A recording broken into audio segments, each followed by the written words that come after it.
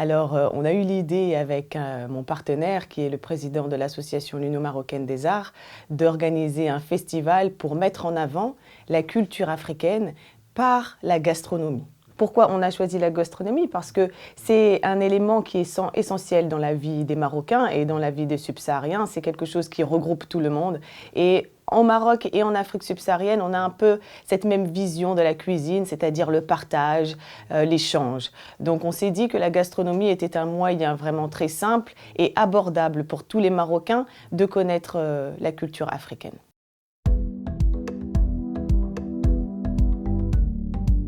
Alors c'était un festival qui a duré toute une journée. Donc on a commencé par une partie, on va dire, un peu plus business, c'est-à-dire qu'on a fait une conférence, donc, dont le thème de la conférence était l'Afro-Food Business, enjeux et opportunités au Maroc.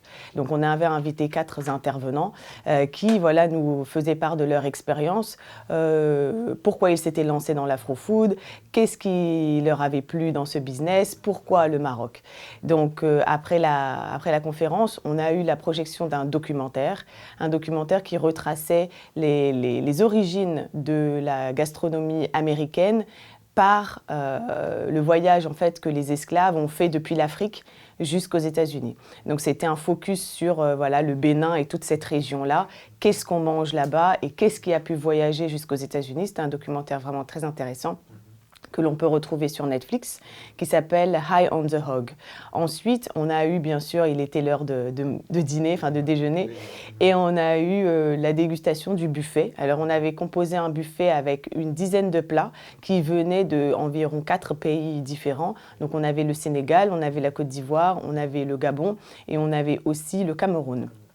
Voilà, un buffet qui était complètement gratuit et offert par notre sponsor Wabo Food, où justement les intervenants et les participants de l'Afro Food Fest ont pu déguster les cuisines sur place.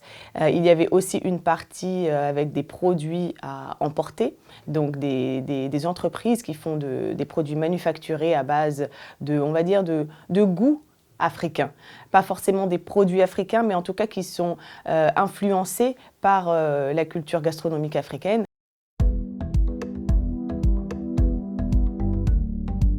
Je dois dire que, selon moi, il y a 2 facteurs essentiels à ce développement.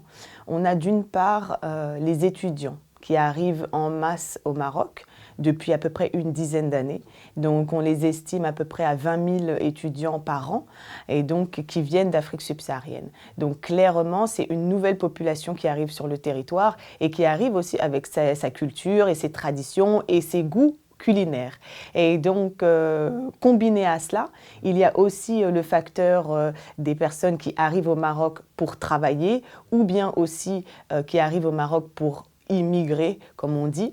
Et c'est vrai que ce sont des populations qui sont diverses, mais qui ont la même origine, on va dire, l'Afrique subsaharienne. Et donc forcément, ces nouvelles populations apportent des traditions culinaires, des produits, des nouveaux goûts. Et donc forcément qu'ils se mélangent à la population marocaine. Et donc ça crée des opportunités et ça crée un engouement autour de ces cuisines qui étaient vraiment encore inconnues il y a une dizaine d'années ici au Maroc.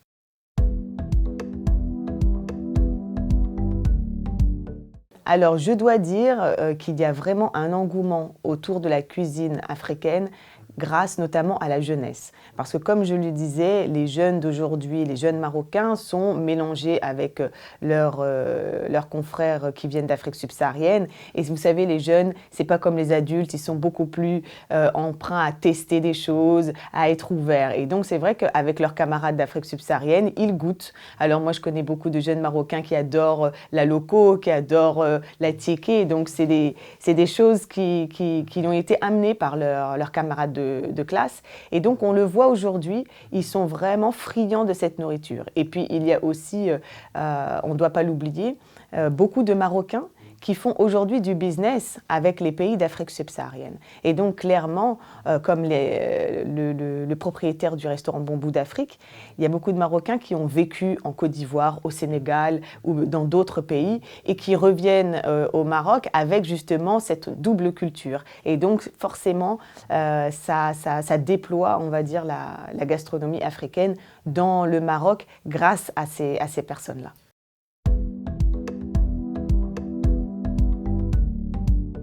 Je ne dirais pas que c'est facile. Loin de là, parce que déjà tout business est difficile, il faut mettre de l'énergie, mais le frein principal pour importer ce genre de produit, c'est une organisation et un écosystème déployé à 100%. On est encore sur un marché qui est balbutiant, et donc forcément il faut que les choses se mettent en place. Mais il y a des acteurs qui font des choses, il y a des acteurs qui ont compris qu'il y avait un marché derrière, et d'ailleurs j'invite tous les professionnels de l'industrie, des industries de bouche comme on dit, à se pencher vers ces problématiques parce qu'aujourd'hui au Maroc, il y a un marché et donc il manque, on va dire, les entrepreneurs derrière ce business-là pour nous acheminer de façon professionnelle et sécuriser toutes ces denrées au Maroc. Mais en tout cas, c'est positif parce que je pense qu'on est sur une tendance qui s'accroît en fait. On a eu l'exemple de Monsieur Sajid, mais il y en a d'autres. Et donc, je pense que dans les années à venir, il y aura vraiment de quoi faire avec la gastronomie africaine au Maroc.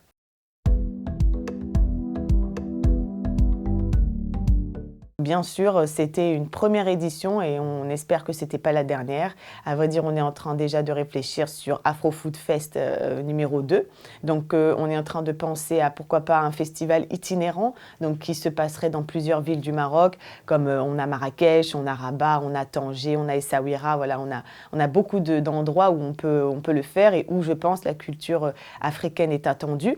Donc, ça, c'est la première des choses. Et puis après, effectivement, moi, j'ai un projet personnel de création de restaurants ou de dark kitchen et je suis encore en train de travailler sur cela.